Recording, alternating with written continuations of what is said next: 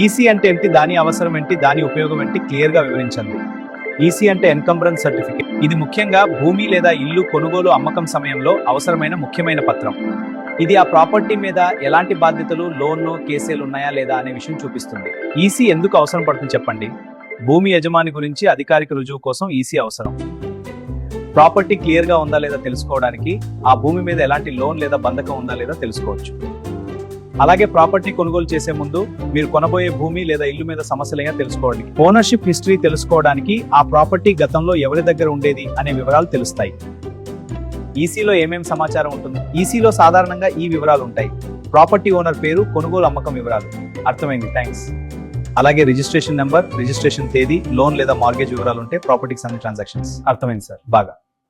EC ఎన్ని రకాలు ఉంటాయి? 2 రకాలు ఉంటాయి. ఒకటి ఫారం 15 ప్రాపర్టీ మీద లావాదేవీలు ఉంటే ఈ ఫారం వస్తుంది. అలాంటి లావాదేవీలు లేకపోతే నిల్ ఈసీ వస్తుంది. ఈసీ ఎక్కడ తీసుకోవచ్చు చెప్పండి.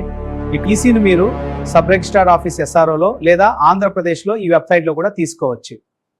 ఇలాంటి వివరాలు వీడియో ద్వారా తెలుసుకోవాలంటే రామ్ సువర్ JSP ఛానల్ ను ఫాలో అవ్వండి. మరిన్ని వివరాలు తెలుసుకోండి.